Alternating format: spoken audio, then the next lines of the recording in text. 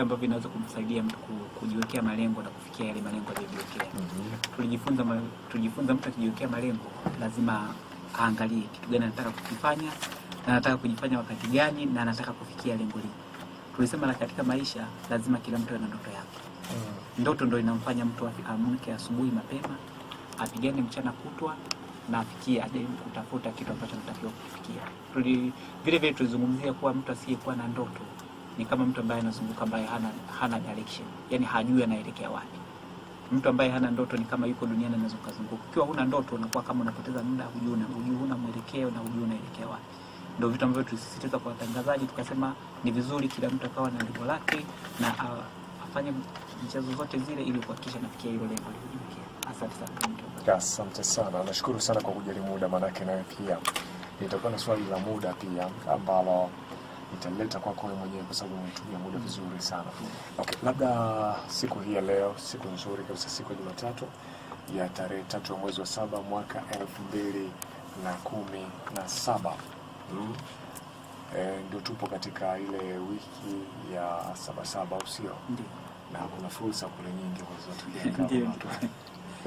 Kuna fursa za kutosha kabisa pale. Na kuna watu wamekuwa wakianza kupeleka lawama kwamba 77 za kila siku swala la parking kidogo linakuwa nini, kwani mnasema ndio fursa hizo? Ndio fursa. Au sio? Kila kitu kikiona ni fursa. Okay, labda nije kwako Mr. Caesar. Leo naona umekuwa cool sana. Mr. Caesar, labda mimi nina swali kwako tu ambalo swali hili kabla sijaelekeza swali hili kwako niweze nikakukumbusha msikilizaji, kama utakuwa na swali lolote basi unaweza ukapiga simu kupitia namba 0788637577. Nipigie simu moja kwa moja na tutaweza kuzungumza na wataalamu wangu hapa kupitia namba 0788637577.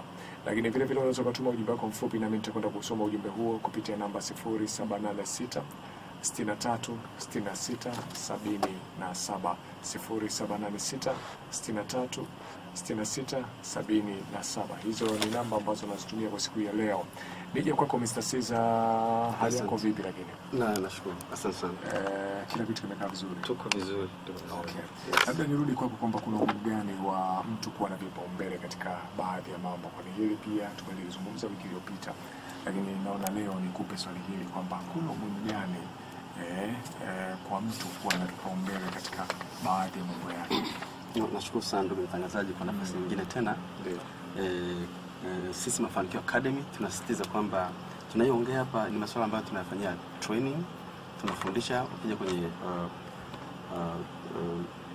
center yetu hapa mjini, kikubwa zaidi katika center yetu ni kujaribu kumbadilisha mtu jinsi anavyofikiri, anavyojisikia na anavyoweza kutenda. Kwa hiyo swala kipaumbele ni mojawapo ya mambo ambayo tunaamini kwamba vijana wa Kitanzania, wafanyakazi wa Kitanzania, wanasiasa, wafanyabiashara wanahitaji kulifahamu vizuri na kulipa nafasi kubwa sana, kwa sababu limekuwa ni mojawapo ya tatizo kwa watu kuweza kufikia malengo yao. Swala la kipaumbele ni muhimu sana. Tunasema ni priorities, una prioritize. Unaanza kitu gani, unamaliza kitu gani kwa kuangalia vigezo gani. Hata mtu kwa kawaida ukiamka nyumbani kwako lazima ujue, je, naanza kupiga mswaki, kupiga pasi, kuvaa viatu au shati. Unaona hata ukitoka nyumbani pale ukianza kuvaa viatu kabla ya socks, moja kwa moja utaona jamaa mtu ni kichaa. Kwa hiyo within the same concept of context kwamba mtu lazima uwe na vipaumbele, ujue naanza nini. Kwa hiyo vipaumbele katika hali ya kawaida ni ile hali ya kuweza ku-identify kitu gani ambacho kina umuhimu zaidi ya kingine, niweze kukifanya hiki alafu nikimaliza nafanya kitu kingine. Ni muhimu sana. Imekuwa ni tatizo kwamba watu wengi katika hali ya kawaida unakuta hata kama ni mwanafunzi yuko pale darasani au shuleni anashindwa kujipanga vizuri, kujua kama nianze kufanya homework, nianze kufanya kupiga pasi, nianze kwenda kucheza michezo, kwa hiyo anakuwa na anaweza kusoma somo gani, nimalizie na somo gani. Kwa hiyo anashindwa kujipanga vizuri na anashindwa kuperform vizuri mashuleni kwa sababu ya kushindwa kupanga vipaumbele vyake vizuri. Kwa hiyo ni muhimu sana. Tunafanya training hapa mambo ya kufanya priority kwa wanafunzi vijana ambao bado wako shuleni vile vile. Anaweza kaja tukampa training ili kuweza kujua ni kwa jinsi gani unaweza prioritize mambo yako ili kusudi uweze kufanikiwa vizuri. Hata wewe ni katika familia yako, mtu baba wa familia, mama wa familia, lazima ujue katika familia yangu vipaumbele ni vipi. Kusomesha watoto, kununua gari, kujenga nyumba au kuwa navaa suti kila siku, lakini huko watoto wangu nyumbani wanashinda takula vizuri kwa afya. Kwa lazima ujipanga. Kipaumbele ni kitu muhimu sana. Kwa hiyo tunatoa training za watu kuweza kujua vipaumbele vyao ni vipi na waweze kufanya prioritization katika mazingira ambayo yanawanufaisha. Hata vile tunasema hata serikali zetu ni muhimu sana. Unasikia tunasema bana, serikali labda ingejenga barabara hapa, ingeleta meli, labda ni muhimu sana katika bajeti za serikali zetu. Kwa hiyo tunafanya training hata kwa wafanyakazi wa serikali, viongozi mbalimbali wa serikali katika halmashauri waweze kujua namna ya kutoa vipaumbele katika halmashauri zao. Labda kuna daraja ni bovu, kuna barabara mbovu, kuna kivuko kibovu. Ni muhimu sana. Swala la kipaumbele ni muhimu kuanzia mtu binafsi katika jamii inayotuzunguka, kwa wanafunzi, wafanyakazi wa biashara. Karibuni Mafanikio Academy tuweze kupa training on how to set priorities kusudi uweze kufikia malengo yako na kuweza kufanikiwa. Nashukuru sana mtangazaji, na feba niishie hapo. Tutaendelea na mjadala maana najua muda wetu hauturuhusu sana. Tunapozungumzia swala la vipaumbele, yumkini ukawa ni msamiati mgumu sana kwa watu wengine pia. Vipaumbele tunakuwa tunamaanisha nini? Vipaumbele. Yes. Nashukuru sana kwa swali zuri sana ambalo ni it's much more of a specific question. Vipaumbele ni kwamba kila mtu huwa ana malengo yake katika maisha. Wewe ni mwanafunzi ana malengo yake, mjasiriamali ana malengo yake, mfanyakazi ana malengo yake, serikali na malengo yake, familia na malengo. Sasa lazima kwanza ujue uwe na malengo katika ile kawaida. Na hilo ni tatizo. Na tunafundisha masuala ya kuwa na malengo na namna gani ya kuweza kuachieve hayo malengo yako, si ndio? Lakini ndani ya malengo huko kuna component ya vipaumbele, prioritize.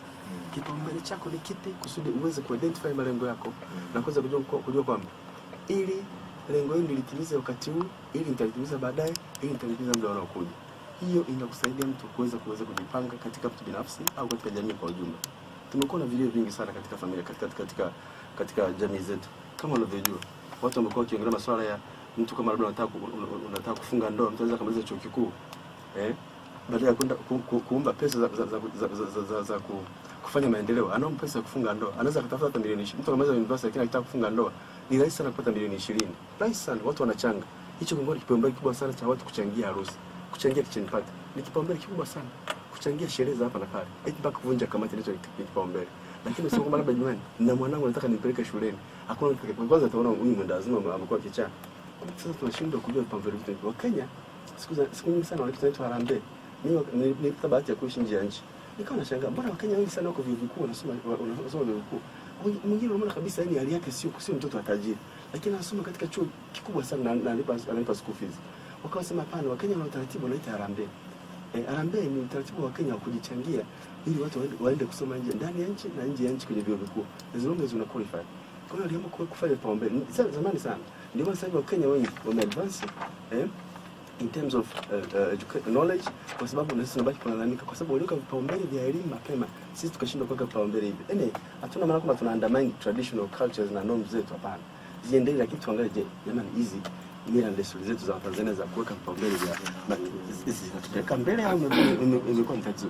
Kwa hiyo pale unaweza kuona kwa jinsi gani swala la kipaumbele ni muhimu sana wakati mtu unajaribu kutafuta maendeleo na kuweza kumit malengo yako. Asante. Kipaumbele unaweza kukiita kama mahitaji. Ni driving factor. Ni kitu ambacho ni gari la kukuonyesha kwa sababu kama nilivyosema, ukivaa kiatu kabla ya kuvaa socks wewe utakuwa ni mweo, lakini kiatu ni chako, socks ni ya kwako. Watasema wewe ni mweo. Lakini ukianza socks kuvaa kiatu katika hali ya kawaida tu, unaonekana mtu wa kawaida. Kwa hiyo tunaomba jamani, tuangalie vipaumbele vyetu vinatupeleka mbele au vinaturudisha nyuma. Okay. Na kuona Michael unataka kuongezea kidogo hapo kwenye kipaumbele. Tupo kwenye kipaumbele. Ni kweli kabisa. Unajua kinachotokea, watu wanakuwa na vitu vingi sana vya kufanya. Unakuwa na vitu vingi sana vya kufanya, unakuwa labda una kiasi fulani cha pesa. Alafu hicho kiasi fulani cha pesa una vitu kama vinne unataka kufanya.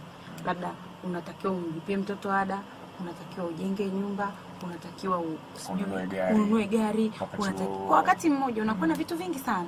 Lakini je, kitu chako cha muhimu cha kwanza cha kufanya wakati huo kunahitaji tena muhimu la kuwatunza wazazi. Ndio. tuna mambo mengi na utamaduni wetu sisi jinsi unavotubind sasa, unavotubana. Kwa hiyo unatakiwa hapo uangalie kwamba ni kitu gani cha muhimu nitakifanya kikiwa cha kwanza. Kianze cha kwanza. Kianze cha kwanza. Either ninunue gari niendelee kupanga au nijenge nyumba, nije ninunue gari niweke ndani ya nyumba yangu, au nipeleke watoto wangu shuleni, baadaye wakiwa wameshamaliza kusoma shule ndo ninunue nyumba au nijenge nyumba na ninunue gari. Kwa hiyo kitu kinachoitwa kipaumbele, kipaumbele ni kile kitu ambacho unakipa nafasi ya kwanza katika maisha yako. Unakipa nafasi ya kwanza katika maisha yako kwa wakati ule. Okay. Kwa mfano kila siku nasemaga kwa wanafunzi kipaumbele chao kwa ukiwa mwanafunzi. Mimi nakumbuka nilipokuwa mwanafunzi kipaumbele changu cha kwanza kilikuwa ni masomo. Nothing else. Kwa hiyo kipaumbele ni kile kitu ambacho unakipa nafasi ya kwanza kwa wakati huo. Okay, labda nirudi kwako Mr. Caesar. Kipaumbele ndio sasa kipaumbele kipata na tumeshakielewa, au sio? Labda kipaumbele hiki na mambo gani ambayo msikilizaji ambaye anatusikiliza wakati mzuri anatakiwa sasa afanye ili kwamba aweze akatengeneza sasa hicho kipaumbele chake na akakisimamia kikampelekea huko ambako tunakotaraji kwamba tunaweza tukafika. Okay, asante sana ndugu mtangazaji. Tunasema kila kitu huwa kina utaratibu. Kuna procedure kwa kila kitu. Sasa kwenye upande wa kipaumbele, sisi tunafanya training zetu ni very professional. Tunatoa at a very professional level, na watu ambao tunatumia trainees wetu ni watu ambao wako highly qualified. Sasa kuna mambo mbalimbali ambayo yanapaswa yafanye wakati unataka kutoa kipaumbele kwenye mambo yako. Kama nilivyosema, kwanza wa Tanzania huwa hatuna utaratibu wa kuamka asubuhi ukachukua notebook ukaandika ile mambo ambayo utafanya siku hiyo. Huo utaratibu hatuna kabisa. Mtu anaamka anamshafi kwenye kituo cha daladala ndio anajiuliza sijui nianze kwenda nishukie wapi nani au nifanye kazi gani au niende Buguni Ndera. Hana utaratibu au nifanye kitu fulani. Lakini inabidi watu wana utaratibu wa kuandika kitu kinaitwa to do list. To do list ni pale ambapo unaandika vile vitu ambavyo unapaswa kufanya siku hiyo. Ukishaandika hata unaweza kaandika usiku. Ukishaandika basi unajua kabisa hiki cha kwanza kina muhimu zaidi. Napaswa kwenda labda shuleni kwa mtoto kuona nafanyaje. Cha pili labda niende dukani kwangu. Cha tatu labda nimpigie simu mtu wa benki. Cha nne unapanga vitu vyako unajua kabisa. Kama ni biashara unajua within your line of action, kama nifanye kitu gani cha kwanza, kama ni mwanafunzi unajua, kama ni mjasiriamali unajua, kama ni mwanasiasa unajua.